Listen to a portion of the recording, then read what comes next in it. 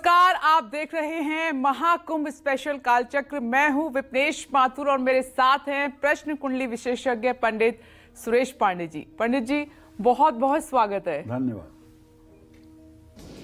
महासंगम का महाकुंभ, आस्था और विश्वास का महाकुंभ, मनोकामनाओं का महाकुंभ।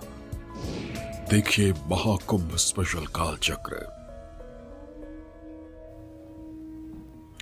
जी हां, आपने सही सुना। आस्था और विश्वास के महासंगम महाकुंभ का प्रयागराज में आगाज हो चुका है, जहां न सिर्फ संत महात्माओं और साधुओं का समागम हो रहा है, बल्कि हर दिन लाखों श्रद्धालु मनोकामनाओं की डुबकी भी लगा रहे हैं, आस्था की डुबकी लगा रहे हैं। ऐसा अद्भुत नजारा, ऐसी दिव्यता, ऐसी पवित्रता, ऐसा विश्वास, ऐसी आस्था और कहां। जिन लोगों को महासंगम में स्नान करने का सौभाग्य मिल रहा है, उनको किन बातों का ध्यान रखना है, और जो लोग महाकुंभ में स्नान नहीं कर पा रहे हैं, वो घर बैठे क्या करें जिससे उनकी भी मनोकामनाएं पूरी हों, उनके भी कष्ट कम हो जाएं, उनको भी पुण्य फल प्राप्त हो। आज कालचक्र के सभी दर्शकों के लिए पंडित सुरेश पांडे जी बताने वाले हैं महाकुंभ के महा उपाय। तो आज की खास चर्चा की हम शुरुआत करते हैं और महाकुंभ के महा उपाय क्या है आपके लिए, पंडित जी से जानने की कोशिश करते हैं। जैसा कि हमने बताया कि सभी को ये पुण्य प्राप्त नहीं होता है कि सब संगम तट पर पहुंच पाएं, त्रिवेणी तट पर डुबकी लगा पाएं जाकर।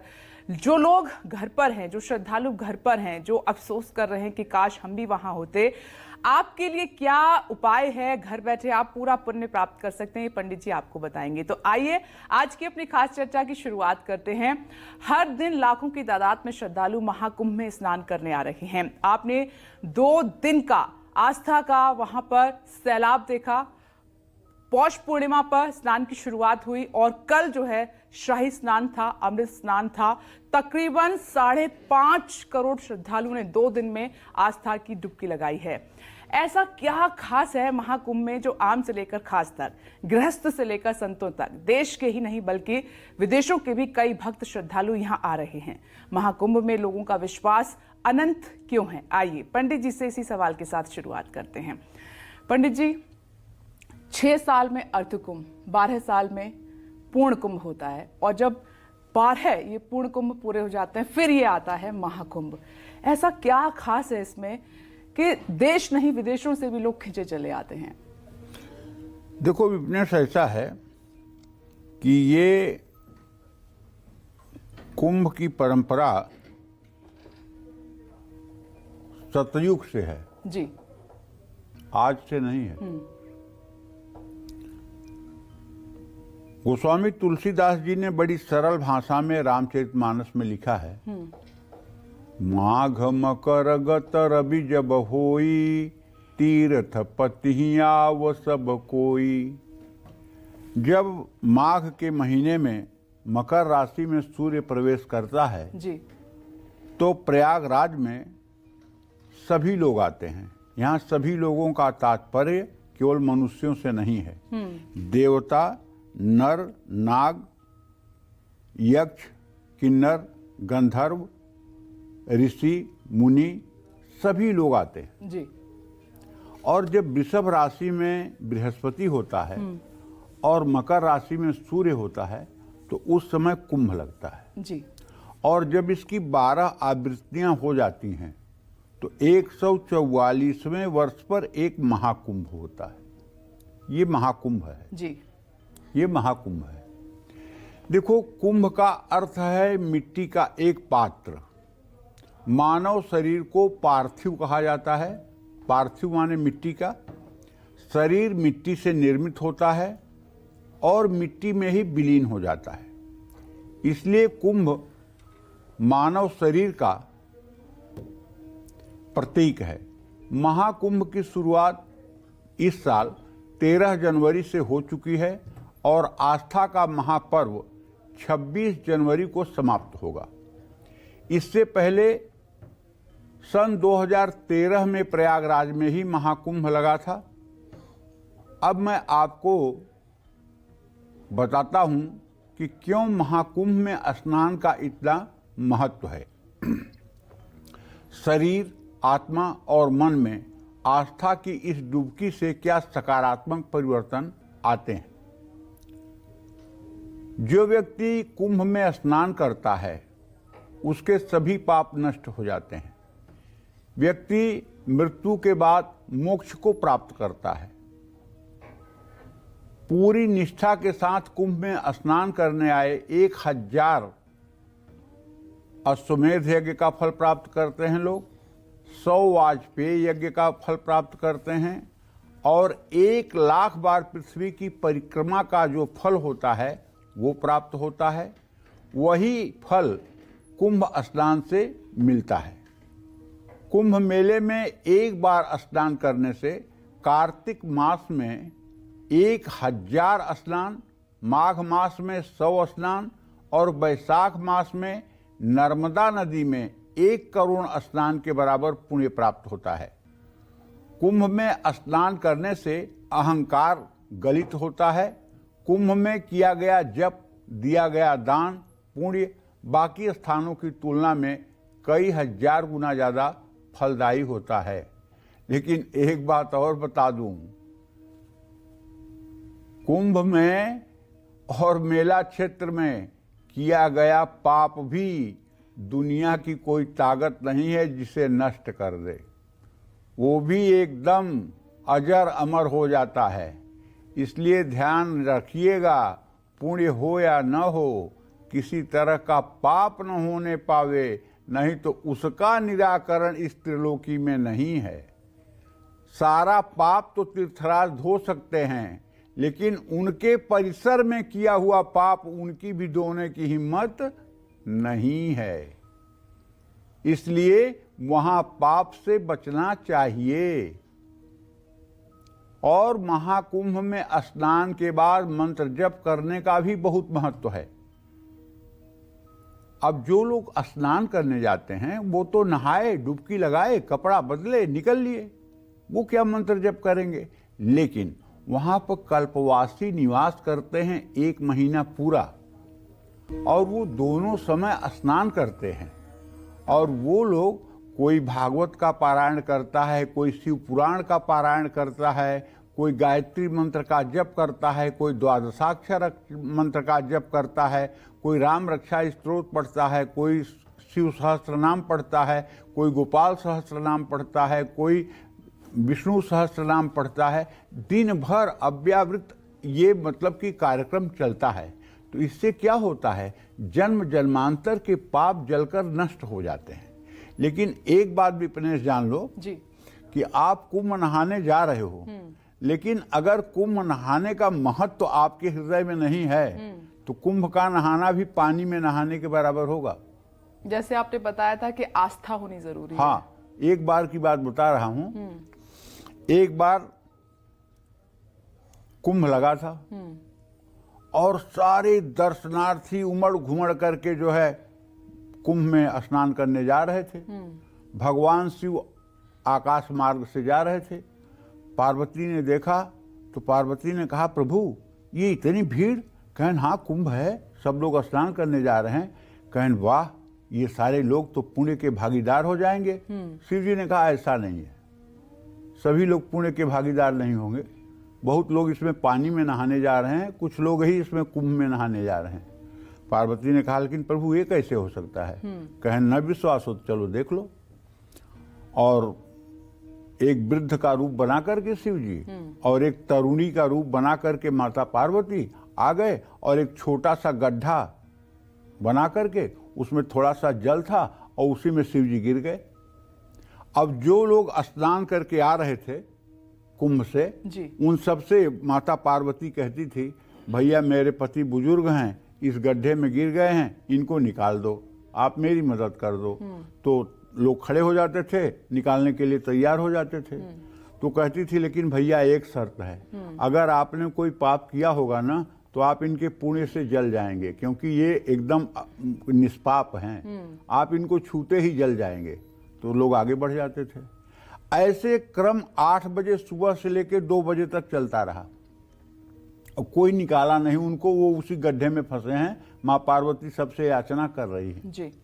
एक नौजवान आया 20-22 साल का, उससे भी माता ने कहा कि भैया मेरे पति जो है इस गड्ढे में गिर गए हैं, इनको निकाल दीजिए, बड़ा पुण्य होगा आपको। तो उसने कहा ठीक है भैया, अभी निकाल देता हूँ। कहन भैया लेकिन मेरे पति निष्पाप हैं, अगर आपने कोई पाप किया होगा तो आप जल जाएंगे। कहन अरे मैया कैसा पाप, अभी तो मैं कुंभ में नहा के आ रहा हूं, मेरा सारा पाप धुल गया, ये लो मैं निकाला, और पकड़ करके शंकर जी को निकाल दिया।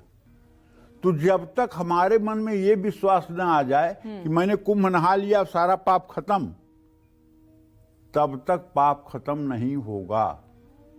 इसलिए नहाने के बाद ये विश्वास पहले मन को आना चाहिए कि हाँ भैया, अब चाहे काकरोच मरे हों, चाहे चींटी मरी हो, और चाहे किसी पशु पक्षी का जीव गया हो, चाहे भ्रूण हत्या हुई हो, जो भी पाप हुआ है जाने अनजाने में, सबका समापन जो है तीर्थराज प्रयाग ने कर दिया। ये ठोस बात जब तक हृदय में नहीं बैठेगी तब तक रोज नहाते रहो, कोई फायदा नहीं है। ठीक है।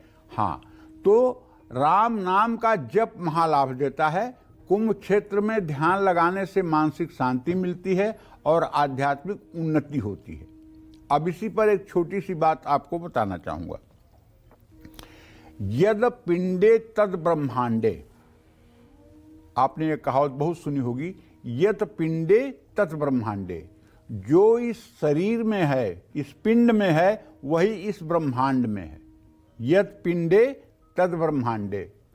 अब आप कहेंगे ठीक कह रहे हो पंडित जी, तो ये भी बता दो कि ये शरीर में जो है कहाँ है संगम।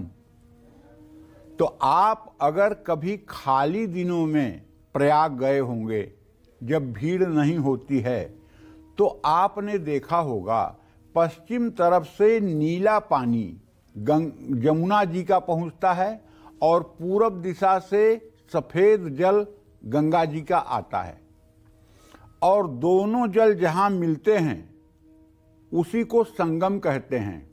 उसी को वहां मान लेते हैं कि यहाँ गुप्त सरस्वती है, यहाँ 3 नदियों का संगम हो गया। 2 नदियां मिली तो तीसरे की मान्यता हो जाती है कि यही संगम है, और उसी में डुबकी लगाने का महत्व भी है। सच्ची बात ये जान लीजिए। ठीक है। हाँ, अब आप यद पिंडे, आपके पिंड में क्या, तो आपके पिंड में ये कि आपके शरीर में 2 नासिका के छिद्र हैं, एक बाईं नाक, एक दाहिनी नाक। बाईं नाक को कहते हैं गंगा और दाहिनी नाक को कहते हैं यमुना। ये शास्त्रों की बात कह रहा हूं, मनगढ़ंत और कल्पना की बात नहीं कह रहा हूं। इसका एक दूसरा नाम भी है, शास्त्रीय नाम। इसको कहते हैं ईड़ा, और इसको कहते हैं, दाहिनी को कहते हैं पिंगला। ईड़ा, पिंगला, लेकिन दूसरा नाम इसका है गंगा, जमुना। तो प्रायः ये दोनों नासिका छिद्रों से सांस एक ही से चलता है। बहुत लोग तो ऐसे भी मिल जाएंगे आपको महाशय, जो कहेंगे मेरे तो दोनों से चल रहा है, मेरे तो दोनों से चल रहा है। उन्हें आज तक यही अनुमान नहीं लग पाया कि मेरे एक नाक से सांस चलता है कि दोनों नाक से चलता है। आज तक इसी पर कोशिश नहीं कर पाए हैं, अपने शरीर को नहीं देख पाए हैं कि होता कैसा है। लेकिन मैं आपको बताऊं, चलता एक से ही है, दोनों से नहीं चलता है। अब दोनों से कब चलता है? जब सुषुम्ना नाड़ी का प्रवाह होता है। सुषुम्ना नाड़ी का प्रवाह कब होता है? 4 बजे भोर से सूर्योदय के पहले तक, मध्याह्न 11:15 बजे से 12:15 बजे तक, सायंकाल सूर्यास्त से 15 मिनट पहले 15 मिनट बाद तक, और मध्य रात्रि में 11:15 बजे रात से 12:15 बजे रात तक। ये सुषुम्ना नाड़ी का प्रवाह 4 मिनट के लिए चलता है। इसमें 4 मिनट तक दोनों नाक के छिद्रों से एक समान वायु बाहर आती है और एक समान वायु अंदर जाती है। इसको क्या कहते हैं? सुषुम्ना नाड़ी। और इसी सुषुम्ना नाड़ी के जागृत होने पर सन्यासी, साधु, सिद्ध, महात्मा कुंडलिनी जागरण करते हैं, क्योंकि इसी सुषुम्ना नाड़ी में प्रवेश करके कुंडलिनी शक्ति सहस्रार में पहुंचती है या सहस्रार से मूलाधार में पहुंचती है। और यही सिद्धि का एक महात्म भी है। तो जो लोग नित्य सुषुम्ना नाड़ी में डुबकी लगाते हैं, अपने शरीर में ही सुषुम्ना नाड़ी में जो लोग नित्य डुबकी लगाते हैं, वो महाकुंभ में नहाने पे तरेंगे कि नहीं तरेंगे, ये तो उनके विश्वास की बात है। लेकिन अगर आप अपने शरीर के सुषुम्ना नाड़ी में रोज स्नान करते हैं तो मैं दावे के साथ कह सकता हूं, इस सृष्टि में कोई ऐसी ताकत नहीं जो आपको मोक्ष लेने से वंचित कर सके, और प्रकृति आपकी अनुगामिनी होगी। जो आप सोचेंगे वो प्रकृति करने के लिए मजबूर होगी। ये सुषुम्ना नाड़ी का प्रभाव है। लेकिन कभी कभी कुछ साधक मोहवश बिना गुरु आज्ञा के, बिना गुरु के देखरेख में कुंडलिनी जागरण की प्रक्रिया शुरू कर देते हैं। उसका प्रभाव क्या होता है? अगर सुषुम्ना नाड़ी नहीं खुली है और आपका आत्मविश्वास ज्यादा है, आपका विल पावर ज्यादा है, और आपने नीचे से कुंडलिनी शक्ति का आवाहन किया और वो चल दी, और मान लीजिए वो इड़ा पिंगला में घुस गई, तो आपको पागल बनने से इस दुनिया की कोई ताकत नहीं बचा सकती। और किसी मेडिकल साइंस में ऐसे दिमाग के रोगियों का कोई इलाज नहीं है, पता लगा लीजिएगा। इसको लोग कहते हैं अमुक आदमी उल्टा मंत्र जप कर रहा था इसीलिए उसका दिमाग सटक गया है। ये है इड़ा पिंगला में घुसने का महात्म। अब दूसरी बात, आपने आवाहन किया कुंडलिनी का, और कुंडलिनी जा करके मूलाधार चक्र में ही घूमने लगी। पहला चक्र मूलाधार है जो गुदा मार्ग के पास होता है, दूसरा चक्र स्वाधिष्ठान है, तीसरा चक्र मणिपूरक है, चौथा चक्र अनाहत है, पांचवां चक्र विशुद्धि है, छठवां आज्ञा चक्र है, सातवां सहस्त्रार है। जब वो वहीं घूमने लगेगी मूलाधार चक्र में, तो ऐसा स्त्री हो या पुरुष, वो पशु की तरह कामी हो जाएगा। उसके लिए विवेक नाम की कोई चीज धराधरती पर रही नहीं जाएगी। तब उसके द्वारा क्या होगा? अनर्थ, अत्याचार और महापाप। उसका परिणाम क्या होगा? वो नष्ट कर दिया जाएगा।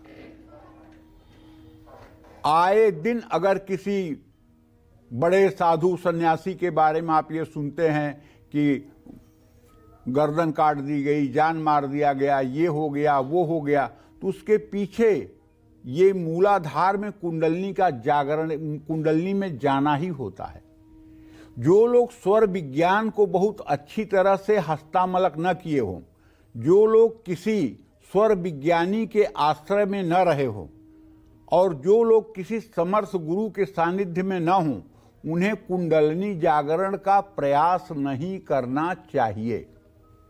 हाँ, 1% ऐसे भी लोग हैं जिनकी कुंडलिनी बाई बर्थ जागृत होती है।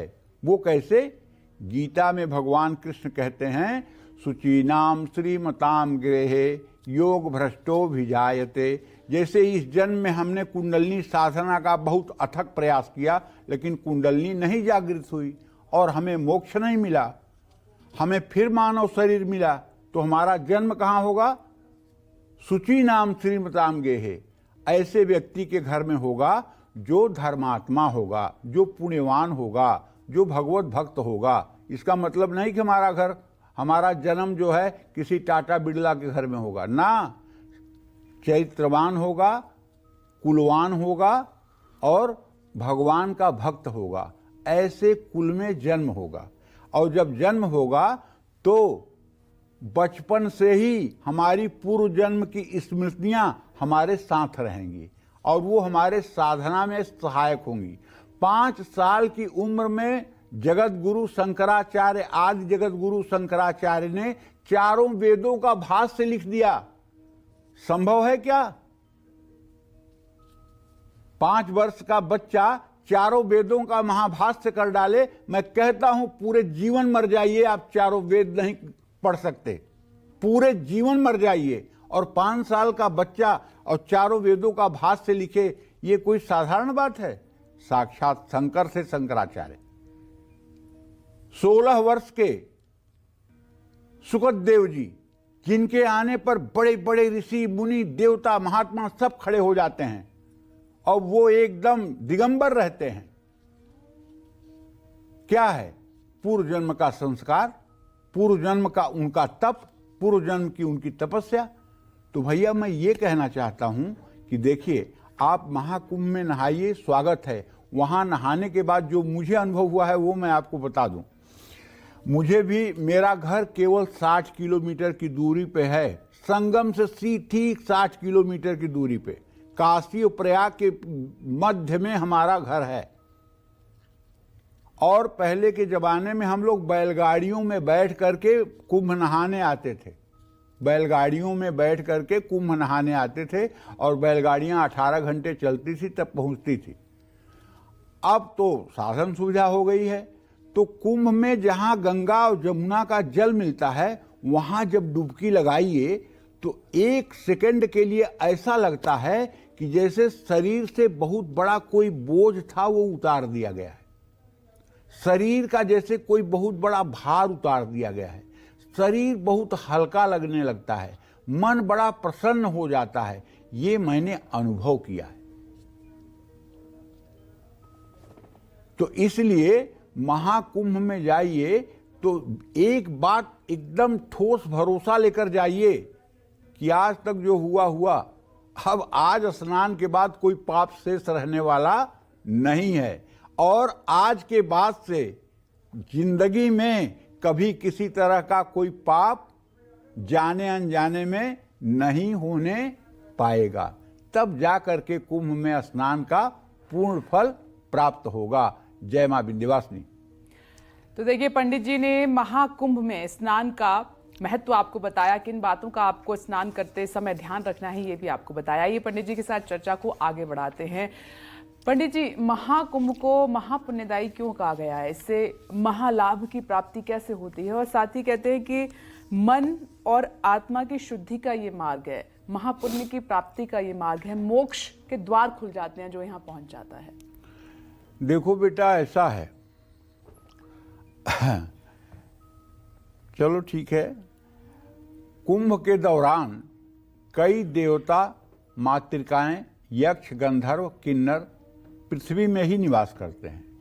ऐसे में जब हम साधना करते हैं तब उन सभी का हमें आशीर्वाद मिलता है। कुंभ मेला गंगा, यमुना, सरस्वती, गोदावरी और क्षिप्रा नदी के तट पर आयोजित किया जाता है। ऐसे में उस स्थान में रहने वाले देवता, दिव्य आत्माएं, ऋषि मुनि, देवताओं के सहायक भी सक्रिय होते हैं और हमें आशीर्वाद देते हैं। कुंभ में किए गए शुभ कार्यों का फल बहुत जल्दी मिल जाता है। कुंभ में स्नान से व्यक्ति का मन और उसके कर्म शुद्ध हो जाते हैं। विचारों में सकारात्मक परिवर्तन आता है। महाकुंभ में हवन और यज्ञ करने से भी लाभ मिलता है। इससे ग्रह दोष दूर हो जाते हैं और जीवन में सुख शांति मिलती है। लेकिन विप्रेश, एक बात कहना चाहूंगा जी। तीर्थराज प्रयाग तीर्थों के राजा हैं, लेकिन अपनी भी इनकी एक लिमिटेशन है।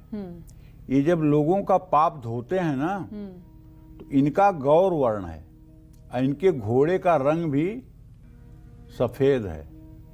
जब ये लोगों का पाप धोते हैं तो इनका रंग एकदम काला हो जाता है और इनके घोड़े का रंग भी काला हो जाता है और ये उस कालिमा से छटपटाने लगते हैं जी। तब ये देखते हैं कि कोई श्रीहरि का भक्त, कोई नारायण का भक्त, कोई विष्णु का भक्त, कोई राम का भक्त, कोई कृष्ण का भक्त आए और अपने पैर के अंगूठे का स्पर्श मेरे जल में करा दे, जिससे मेरा पाप नष्ट हो जाए। ये भागवत में लिखा हुआ है, ये सुरेश पांडे की जबानी नहीं है। तीर्थी कुर्वन्ति तीर्थानी, तीर्थी कुर्वन्ति तीर्थानी, मतलब तीर्थ में आया हुआ व्यक्ति जो है तीर्थ को तीर्थ बनाता है जी।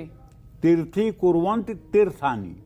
श्रीमद् भागवत महापुराण में भी लिखा हुआ है कि जब कोई कृष्ण भक्त प्रयाग की धरती पर और संगम में अपने चरण रखता है तो तो तुरंत उस समय जितना भी पाप है तीर्थराज का सब धुल जाता है और तीर्थराज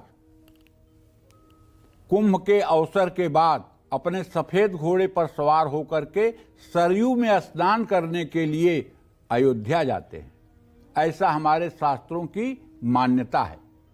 मतलब उन्होंने सारा पाप नष्ट किया सबका, लेकिन अपने पाप को नष्ट करने के लिए वो सरयू में जाकर के स्नान करते हैं, अयोध्या में जाकर के स्नान करते हैं। चाहे आप उसको अयोध्या कह लीजिए, चाहे उसको शास्त्रीय भाषा में साकेत धाम कह लीजिए, जहां श्री हरि हर समय विराजमान रहते हैं। तो हमारे पुराणों में महाकुंभ से जुड़े कुछ प्रमाण भी मिले हैं।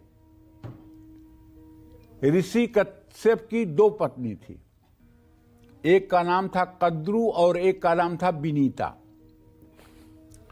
कद्रु ने ऋषि कश्यप से वरदान मांगा कि मुझे 100 जहरीले बच्चे चाहिए जो बहुत शक्तिशाली हों, और इस तरह कद्रु को मिले 100 अंडे। ये देखकर विनीता ने भी ऋषि कश्यप से वरदान मांगा अपने पति से, मुझे भी बच्चे चाहिए, लेकिन वो बच्चे कद्रु के बच्चे से ज्यादा शक्तिशाली होने चाहिए। विनीता को 2 अंडे मिले। कद्रु के अंडे फूटे और उनसे निकले 100 सांप, लेकिन विनीता के अंडे फूटने में समय लग रहा था। जल्दबाजी में विनीता ने एक अंडा जानबूझ के फोड़ दिया। इससे निकला एक अर्ध विकसित शरीर वाला जीव जो अधूरा था। उस जीव ने मां से कहा कि आपने जो गलती मेरे साथ की है वो गलती दूसरे अंडे के साथ मत करना, और ऐसा कहकर वो आसमान में उड़ गया। उसका नाम अरुण पड़ा और वो आगे चलकर भगवान सूर्य के रथ का सारथी बना। कुछ दिनों बाद जब दूसरा अंडा अपने आप से फूटा तो उसमें से एक शक्तिशाली पंछी पैदा हुआ। उसका नाम हुआ गरुण, जो पंछियों के राजा हैं। गरुण की मां विनीता अपनी बहन कद्रु से एक शर्त हार गई और कद्रु ने उसको अपनी दासी बना लिया। गरुण को ये सब अच्छा नहीं लगा और उन्होंने कद्रु से पूछा कि मेरी मां को मुक्ति कैसे मिलेगी। तो कद्रु ने कहा कि मुझे अमृत कलश लाकर तू दे दे तो तुम्हारी मां मेरी दासी बनने से मुक्त हो जाएगी। गरुण इंद्रलोक पहुंचे और वहां युद्ध करके अमृत कलश ले लिया। इंद्र और बाकी देवता विष्णु जी के पास पहुंचे और उनसे मदद मांगी। विष्णु और गरुण से भी कहते हैं, शास्त्रों का मैंने अवलोकन नहीं किया है इसलिए इस विषय पर मैं बहुत जोर देकर नहीं कह पा रहा हूं, कि उनके बीच भी कुछ संघर्ष की स्थिति पैदा हुई। विष्णु जी को गरुण की शक्ति का एहसास हुआ। विष्णु जी ने गरुण से पूछा कि अमृत कलश तुम क्यों लेकर जा रहे हो। गरुण का कारण जानकर विष्णु जी गरुण से प्रभावित हो गए। विष्णु जी ने बोला कि मैं कलश दूंगा, लेकिन एक शर्त पर। कलश देकर और मां को दासत्व से मुक्त होने के बाद तुम मेरा वाहन बनोगे। गरुड़ कलश लेकर कद्रु के पास गए और घास पर कलश रखकर कद्रु को कहा कि मैं कलश ले आया हूं, अब मेरी मां को अपनी दासी से मुक्त कर दो। इसी समय भगवान विष्णु ने कलश को गायब कर दिया और गरुड़ की मां को भी मुक्ति मिल गई। लेकिन जिस समय गरुड़ और भगवान विष्णु के बीच युद्ध हो रहा था, उस समय कलश से अमृत की कुछ बूंदें 4 अलग अलग स्थानों पर गिरी। ये 4 स्थान थे उज्जैन, नासिक, प्रयागराज और हरिद्वार, जहां आज महाकुंभ का आयोजन किया जाता है। हमारे शास्त्रों की मान्यता है इन 4 जगहों पर अमृत गिरा है, इसीलिए यहाँ पर कुंभ का आयोजन किया जाता है। इन्हीं 4 जगहों पर कुंभ का आयोजन होता है। जय मां विंध्यवासिनी। चलिए पंडित जी से जानते हैं कि कुंभ का आयोजन हरिद्वार, नासिक, उज्जैन और प्रयागराज में ही क्यों आयोजित किया जाता है। देश के किसी अन्य स्थान में, किसी अन्य हिस्से में ये क्यों आयोजित नहीं होता। पंडित जी, यही सवाल है आपसे। देखिए, इसका एक कारण तो ये है कि हरिद्वार, नासिक, उज्जैन और प्रयागराज में। ये जो आयोजन होता है इसकी एक कथा मैं आपको बताता हूँ। समुद्र मंथन के समय पुष्पक रथ, ऐरावत हाथी, पारिजात का फूल, कौस्तुभ मणि, सुरभि, महालक्ष्मी, चंद्रमा, जहर, अंत में अमृत, ये सब चीजें समुद्र मंथन से ही पैदा हुई।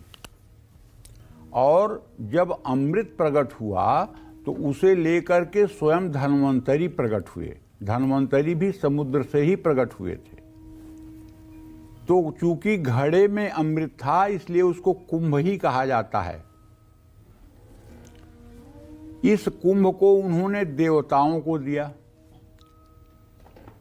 अब जब कलश देवताओं को मिला तो चूंकि शर्त थी समुद्र मंथन में कि देवता और राक्षस दोनों में अमृत बंटेगा, और जब देवताओं के हाथ अमृत लगा तो राक्षसों ने उन्हें दौड़ा लिया।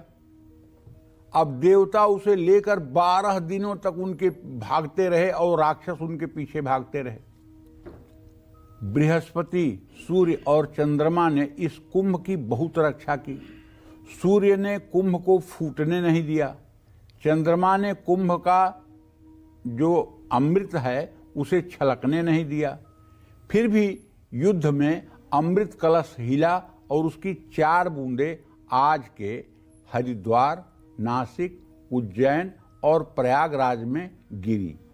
उन्हीं स्थानों पर वर्तमान में कुंभ मेला लगता है। बाकी बूंदें स्वर्ग में गिरी। तो कहने का आशय ये है, एक सिद्धांत तो ये है और दूसरा सिद्धांत ये है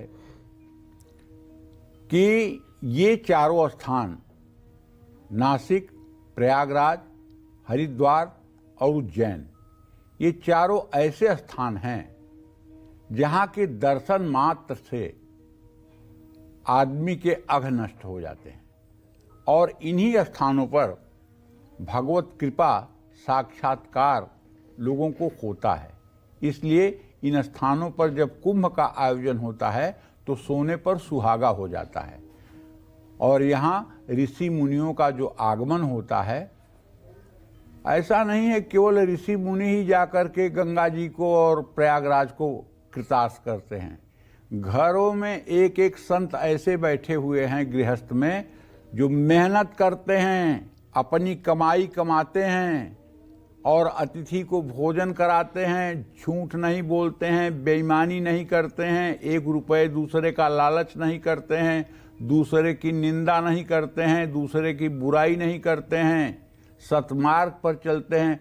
वो सबसे बड़े संत हैं और उनका चरण स्पर्श ज्यों ही होता है प्रयागराज को, त्यों ही प्रयागराज की कालिख मिट जाती है। इसीलिए श्रीमद् भागवत महापुराण गर्जता है और कहता है तीर्थी कुर्वन्त तीर्थानी। ये तीर्थ में आने वाला तीर्थी जो है यही तीर्थ को तीर्थ बनाता है। लोगों को महाकुंभ में स्नान करने का सौभाग्य मिल रहा है, उनके लिए महाकुंभ महालाभदायी है। इसके लिए क्या उपाय करना चाहिए? जैसे कुंभ में गंगा स्नान करने से पितरों की आत्मा तृप्त होती है। क्यों न तृप्त होगी भाई? साधारण जल का तर्पण करने से पितर तृप्त हो जाते हैं और जब आप संगम के जल से अपने पितरों को तर्पयामी करेंगे तो क्यों नहीं वो मुक्त हो जाएंगे। वायु पुराण में कहा गया है कि कुंभ मेला श्राद्ध कर्म करने के लिए बहुत शुभ स्थान है। कुंभ में स्नान करने गए हैं तो सूर्य के मंत्रों का जप करते हुए सूर्य को अर्घ्य जरूर दें। अरे नहीं मंत्र याद है तो जो मंत्र मैं रोज बताता हूं उसको ध्यान रखना। ओम ब्रह्म स्वरूपिणे सूर्य नारायणाय नमः, यही कहते हुए अंजुलि में 3 बार जल उठा करके सूर्य को देखते हुए दे दो जल। ओम ब्रह्म स्वरूपिणे सूर्य नारायणाय नमः 3 बार दे दो ना। अजर अमर गुण निधि सुत हूँ, करहूँ बहुत रघुनायक छोहूँ। जैसे सीता जी ने आशीर्वाद हनुमान जी को दे दिया था, वैसे तीर्थराज का आशीर्वाद आपको मिल जाएगा। और तो और छोटी बात है, धन दौलत रुपया पैसा ये सब बहुत छोटी बात है। छोटी बात इसलिए कह रहा हूँ, भले आज मनुष्य के लिए बड़ी बात हो, यहाँ से कुछ जाना नहीं है किसी के साथ, सब खाली हाथ जाने वाली बात है। जो जाना नहीं है, जो नश्वर है, जो यही नष्ट होने वाला है, फिर तो उसके लिए इतनी माया मोह ममता की बात क्या है। हाँ, लेकिन अगर दरिद्रता का दंश झेल रहे हैं, पूर्व जन्म का अभिशाप चल रहा है, तो कुंभ में स्नान करने के बाद ठीक होता है और मान सम्मान की जिंदगी मिल जाती है। कुंभ में जरूरतमंद लोगों को भोजन कराना चाहिए, गर्म कपड़े कंबल दान करना चाहिए, घर आकर भगवान विष्णु की पूजा करनी चाहिए, तुलसी में जल अर्पित करनी चाहिए, गाय को रोटी खिलानी चाहिए, गंगा के किनारे दीपदान करना चाहिए, राम रक्षा स्तोत्र का पाठ करना चाहिए, जहाँ साधु संत स्नान करें उस स्थान पर स्नान न करें, संगम का त्रिवेणी का जल अपने घर जरूर लेकर आएं, संगम की मिट्टी घर पर लाना बहुत शुभकारी होगा। कुंभ में स्नान करने से सभी पाप ताप नष्ट होते हैं, इसमें कोई संशय नहीं है। लेकिन एक संगम आपके शरीर के अंदर भी है। मैं हाथ जोड़ के कहना चाहता हूं, इस संगम में भी आप नहाने की कभी कभी कोशिश करिए, और हो सकता है कि आपको इस संगम में डुबकी का मजा मिल जाए तो आपका जीवन धन्य हो जाएगा। जय मां विंध्यवासिनी। देखिए पंडित जी ने आपको बताया, क्योंकि ये कई हमारे जो कालचक्र के दर्शक थे उनका ये सवाल था कि आखिर इन्हीं 4 जगहों पर हरिद्वार, प्रयागराज, उज्जैन, नासिक, यहाँ पर ही क्यों ये कुंभ का मेला लगता है। तो पंडित जी ने इसके पीछे की कहानी आपको बताई, अब आपको इसका जवाब भी मिल गया होगा। दूसरा, आप जाते तो हैं महाकुंभ में डुबकी लगाने के लिए, प्रयागराज पहुंचते तो हैं जहां जहां कुंभ लगता है, लेकिन पूरा फल आपको कैसे प्राप्त होगा ये भी पंडित जी ने आपको बताया। तो महाकुंभ के मेले का आध्यात्मिक और पौराणिक महत्व तो है, लेकिन क्या इसका संबंध ग्रहों, नक्षत्रों और तारों से भी है। कुंभ मेला कब आयोजित होगा, कहां होगा, किस नदी के किनारे होगा, क्या इसका निर्णय ज्योतिष से होता है। आइए पंडित जी से ये जान लेते हैं। तो पंडित जी कुछ इस बारे में बताइए। एकदम ज्योतिष से निर्णय होता है बेटा, और ज्योतिष से न निर्णय हो तो पता ही नहीं चलेगा कि कब कुंभ होना चाहिए, कब कुंभ नहीं होना चाहिए जी। ठीक है ना जी। तो कुंभ पर्व का सीधा संबंध नक्षत्र और तारों से है। अमृत कलश को स्वर्गलोक ले जाने वाले में जयंत को 12 दिन लगे थे। दैवों का एक दिन मनुष्यों के 1 वर्ष के बराबर होता है, इसलिए कुंभ पर्व 12 साल में एक बार आता है, और इसके लिए कुछ खास ग्रहों की स्थितियां बनती हैं। अब मैं आपको बताता हूं कि 4 में से किन किन स्थानों में कुंभ मेला आयोजित किया जाएगा। इसका निर्धारण कैसे होता है। महाकुंभ लगने का निर्णय देवताओं के गुरु बृहस्पति और ग्रहों के राजा सूर्य की स्थिति के हिसाब से किया जाता है, जिसे मैंने कार्यक्रम के शुरुआत में ही बताया। हरिद्वार महाकुंभ जब बृहस्पति कुंभ राशि में और सूर्य मेष राशि में प्रवेश करते हैं तो कुंभ उत्सव हरिद्वार में आयोजित किया जाता है। हरिद्वार में होने वाला कुंभ अमृतदायक होता है। प्रयागराज महाकुंभ जब गुरु वृषभ राशि में, सूर्य मकर राशि में होते हैं तो महाकुंभ प्रयागराज में आयोजित होता है। 2025 में इस समय यही स्थिति होने के कारण महाकुंभ प्रयागराज में आयोजित किया गया है। हरिद्वार और प्रयागराज में कुंभ गंगा नदी के तट पर आयोजित होता है। नासिक महाकुंभ गुरु और सूर्य जब सिंह राशि में होते हैं तो कुंभ नासिक में आयोजित होता है। नासिक में कुंभ गोदावरी नदी के किनारे आयोजित किया जाता है। आपने गोदावरी नदी का उद्गम स्थल देखा है? अगर नहीं तो कभी आप अगर नासिक जाइए तो वहाँ त्र्यंबकेश्वर मंदिर के बाहर आप देखेंगे एक छोटा सा आपको कुंड दिखाई देगा। उस कुंड में आप देखेंगे जल हर समय नीचे से निकल रहा है अब वो जल हर समय निकल रहा है, वो कहाँ जा रहा है आपको पता नहीं। वो गोदावरी है, गोदावरी नदी है। और चित्रकूट में एक गुप्त गोदावरी नाम का स्थान है। गुफा के अंदर जब लगभग आप 60-70 मीटर प्रवेश करेंगे तो गुप्त गोदावरी का स्थान है, वहाँ से वो जल निकलता है। और मान्यता है कि जब नासिक में गोदावरी का जल मटमैला होता है तो यहाँ भी मटमैला जल निकलता है। वहाँ का जल जब स्वच्छ होता है तो यहाँ का भी जल स्वच्छ होता है। ये कनेक्शन है चित्रकूट की गुप्त गोदावरी का और नासिक के गोदावरी का। उज्जैन महाकुंभ सूर्य जब मेष राशि में और गुरु सिंह राशि में होते हैं तो कुंभ मेला उज्जैन में लगता है। उज्जैन में कुंभ मेला क्षिप्रा नदी के किनारे आयोजित होता है।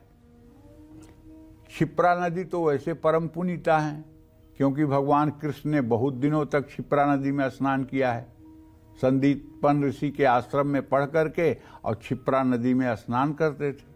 बहुत दिनों तक उन्होंने क्षिप्रा में स्नान किया है, इसलिए तो क्षिप्रा का एक एक बूंद अमृत है।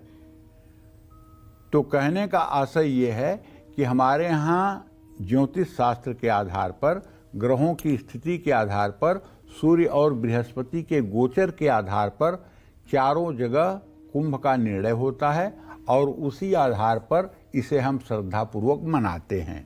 जय मां विंध्यवासिनी। चलिए महाकुंभ पर अपनी चर्चा को आगे बढ़ाते हैं। देखिए, वहाँ संगम नगरी में प्रयागराज में और त्रिवेणी तट पर आस्था की डुबकी लगाई जा रही है और आज यहाँ पंडित जी कालचक्र में आपको महाकुंभ का महत्व समझा रहे हैं।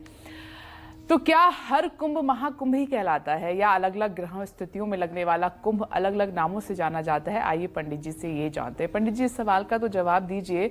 और आपने पूर्ण कुंभ और महाकुंभ का महत्व तो बताया, अर्ध कुंभ आखिर हम क्यों मनाते हैं, क्यों आयोजित होता है? हाँ, ये बात सही है। 6 साल पर जो लगने वाला कुंभ होता है उसको अर्ध कुंभ ही कहते हैं।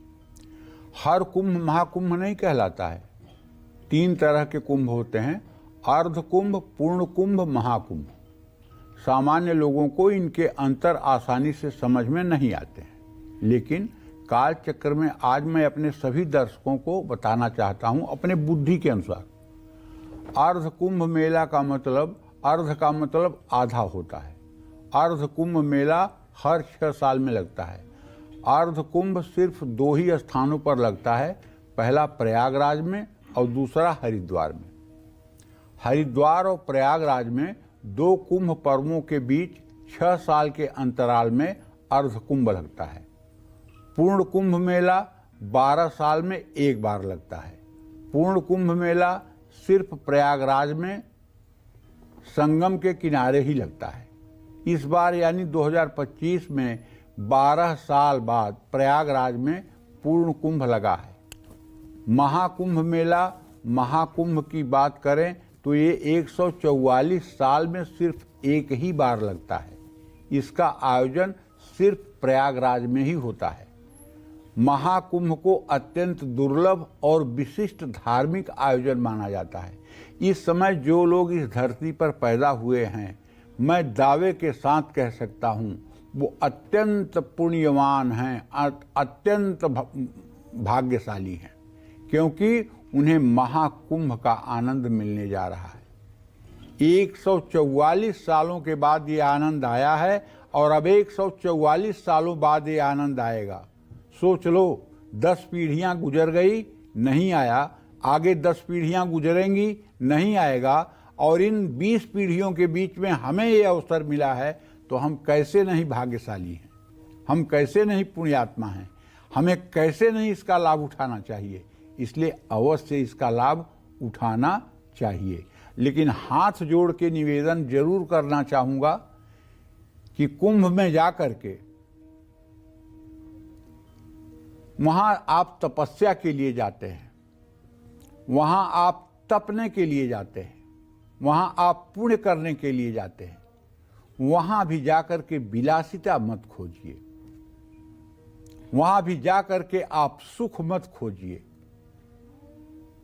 वहाँ भी जाकर के आप अपनी मान प्रतिष्ठा मत दिखाइए, वहाँ जा करके सामान्य बन करके अगर आप तीर्थराज का अवगाहन करेंगे, सेवन करेंगे, तो निश्चित रूप से तीर्थराज की कृपा आप पर होगी।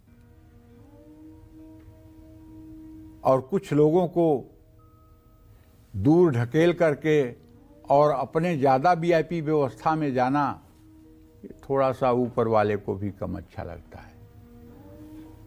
तो इसलिए मैं तो अपने सभी दर्शकों से कहना चाहूँगा, छोटे बच्चों को लेकर के कुंभ में मत जाइएगा, क्योंकि एक तो ठंड का समय है, दूसरे बहुत भीड़ है भाई, और जाना भी है। इसलिए 14 साल के नीचे के बच्चों को लेकर जाने की भूल ना करें, पहली बात। दूसरी बात, वहाँ अगर आप जाएं तो कम से कम सामान अपने साथ ले जाएं, केवल कपड़े अपने साथ ले जाएं जिसे आप स्नान के बाद बदल सकें। अगर आपको पूरे कुंभ का दर्शन करना है तो रात्रि के समय आप कुंभ का दर्शन करें और अक्षय वट का दर्शन जरूर करें। वहाँ लेटे हुए हनुमान जी हैं, उनका भी दर्शन आप जरूर करें। वहाँ अलोपी मंदिर है, वहाँ का भी दर्शन आपको करना चाहिए। ललितांबिका का वो सिद्ध पीठ है। तो प्रयाग बहुत अजब गजब की धरती है। वहाँ से अगर आपका संबंध जुड़ गया तो आप मान लीजिए कि जन्म जन्मांतर के पाप नष्ट हो जाएंगे। लेकिन एक बात और आप जान लीजिए, हर साल कुंभ मेले का आयोजन होता है प्रयागराज में, और ये कुंभ मेले का आयोजन पूरे माघ महीने चलता है। वहाँ कल्पवासी कल्पवास करते हैं और महत्वपूर्ण तिथियों में स्नान करते हैं। साधु संत सभी आते हैं, और वहाँ जो लोग 12 साल कल्पवास कर लेते हैं वो लोग सैयादान करते हैं। वहाँ गीता, रामायण, भागवत का पाठ हर समय चलता रहता है, भंडारा चलता रहता है। इसलिए प्रयाग में हर साल कुंभ मेले का आयोजन होता है, और जिसे सरकार सुचारू रूप से संचालित करती है। जय मां विंध्यवासिनी। चलिए अब पंडित जी से जानते हैं कि महाकुंभ में स्नान, महाकुंभ के दर्शन और महाकुंभ में दान पुण्य करने से क्या लाभ होता है। पंडित जी, स्नान का तो है ही महत्व, अब वहां जो दान किया जाता है उसका क्या महत्व है? देखो विपनेश, दान का महत्व कोई नहीं बता सकता। क्यों? दान का महत्व इसलिए नहीं बता सकता कि दान अपने आप में अपरिमित है, और दान बहुत प्रकार के होते हैं। अन्न दान, वस्त्र दान, भूमि दान, और सब दानों में सबसे बड़ा दान जानते हो क्या होता है? क्या? ज्ञान दान। जितने दान हैं सब नश्वर हैं। अन्न दान किया, वो कुछ दिनों के बाद बिष्ठा बन जाएगा। वस्त्र दान दिया, कुछ दिन में वो चिथड़ा बन जाएगा। भूमि दान दिया, कुछ दिन में वो उबड़ खाबड़ हो जाएगी। लेकिन अगर आपने ज्ञान दान का बीज आरोपण कर दिया तो आपके शरीर से दूसरे शरीर से दूसरे शरीर से तीसरे शरीर में जब तक ये सृष्टि रहेगी तब तक ये ब्रह्म बीज चलता रहेगा। हमारे यहाँ छापा खाना तो अब हुआ है ना जी। ये रामायण और गीता की पुस्तकें अब छपने लगी है ना 200-300 वर्षों से। बिल्कुल। इसके पहले किसने याद करके रखा था इसको? कैसे ये मिला छपने के लिए? श्रुतियां लोगों ने सुन सुन करके याद किया था। बिल्कुल सही कहा आपने। तो इसको कहते हैं ज्ञान दान। ज्ञान दान से बड़ा कोई दान नहीं होता है। ज्ञान दान से बड़ा कोई दान नहीं होता है, चाहे ढिढोरा जो पीट ले, ज्ञान दान से बड़ा कोई दान नहीं लेकिन होता। आजकल ज्ञान दान ही नहीं लेना चाहते हैं लोग। नहीं, लेना चाहते हैं, ज्ञान दान लेना चाहते हैं, सही में लेना चाहते हैं, लेकिन देने वाले ज्ञान दान जो है बदले में दूसरा कुछ दिखाते हैं। ज्ञान के बदले में जो लोक परलोक की बात है उसे न दिखा करके चांदी सोने के टुकड़े और कागज के नोट दिखाते हैं। सही कहा आपने। इसलिए ज्ञान देना चाहते हैं। अगर हम कहें कि हमारे ज्ञान से आपको प्रभु की प्राप्ति हो जाएगी तो 10 लोग देखेंगे, 90 लोग बंद कर देंगे। लेकिन अगर हम कहें कि हमारे इस ज्ञान से आपको गारंटी के साथ मनोकामना पूरी हो जाएगी और आप जो चाहेंगे वो आपको सफलता मिल जाएगी, तो 100 में 100 लोग देखेंगे। जी बिल्कुल। समझ रहे हो ना? यद्यप शुद्धम लोक विरुद्धम ना करणीयम ना चरणीयम। तो ज्ञान दान तो बहुत बड़ी चीज है, दान से बढ़कर तो कुछ होता ही नहीं है। दान बहुत बड़ी चीज है। और महाकुंभ में संत महात्मा और साधुओं का आशीर्वाद जीवन में सुख समृद्धि देता ही है। महाकुंभ के दौरान गंगा में डुबकी लगाने से शरीर और मन की शुद्धि होती है। महाकुंभ में देवी देवताओं की पूजा और मंत्र जप करने से हर कष्ट से मुक्ति मिल जाती है। महाकुंभ में जाकर गीता पाठ और अन्य धार्मिक ग्रंथ का पाठ करने से भी लाभ मिलता है। इसमें कोई संशय थोड़ी है। अरे साफ साफ लिखा हुआ है गीता महात्म्य में, गीता अध्ययन शीलस्य प्राणायाम परस्य च नैवम संत ही पापानि पूर्व जन्म कृतांच। 1 महीना माघ मेले में, कुंभ में आप वहाँ प्रवास कीजिए, जिसको कल्पवास कहते हैं, और नित्य प्रातः सायं गीता जी का पारायण करिए और खूब बढ़िया प्राणायाम करिए। उसके बाद आप देख लीजिए आपका जीवन कैसे बदलता है। दुनिया का कोई पाप, दुनिया का कोई पातक आपको स्पर्श कर ले तो आप बताइएगा। अरे बहुत बड़ी चीज है महाकुंभ। वहां 30 दिन तक प्रवास करना और एक समय अल्पाहार लेना और नित्य दोनों समय स्नान करना, साधु संतों का दर्शन करना, ये अपने आप में बहुत अजब गजब चीज है। सबके भाग्य में नहीं है भैया। महाकुंभ लगा तो है, लेकिन आप देख लेना क्या सबके भाग्य में है? 142 करोड़ की आबादी में 50 करोड़ से ज्यादा लोग नहीं पहुंचेंगे। पक्की बात बता रहा हूं। लेकिन मैं तो जाऊंगा, पक्का जाऊंगा, चाहे दुनिया में कुछ भी हो जाए। छुट्टी मिलने में भी मुझे मुश्किल होगी, मुझे पता है, लेकिन मैं तो जाऊंगा। पहले से रिकॉर्डिंग करके जाऊंगा, लेकिन मैं तो जाऊंगा। चलिए अब पंडित जी से जान लेते हैं कि जो लोग महाकुंभ में स्नान नहीं कर पा रहे हैं वो घर में रहकर ही इसका पुण्य फल कैसे प्राप्त कर सकते हैं। पंडित जी बताइए। देखिए, सुबह सूर्योदय से पहले उठकर स्नान कर लीजिए। गंगा जल घर में है तो उसे पानी में मिलाकर स्नान कर सकते हैं। ओम नमः शिवाय, ओम नमो भगवते वासुदेवाय और गायत्री मंत्र का जप जरूर करिए। स्नान करने के बाद सूर्य को जल अर्पित करिए। इसके बाद तुलसी में भी जल अर्पित करके दीपक जलाइए और परिक्रमा करिए। सभी देवी देवताओं का ध्यान करते हुए माँ गंगा का भी स्मरण करिए। जैसे आप नियमित पूजा करते हैं वैसे ही पूजा करें। पूजा के बाद जरूरतमंद लोगों को भोजन कराएं, दान दें, गाय को हरी सब्जियां या हरा चारा खिलाएं। जब तक महाकुंभ समाप्त नहीं हो जाता तब तक सात्विक भोजन खाएं, तामसिक चीज़ों से बचें और हर प्रकार से अपने को शुचिता और पवित्रता के साथ जीने का प्रयास करें। जय मां विंध्यवासिनी।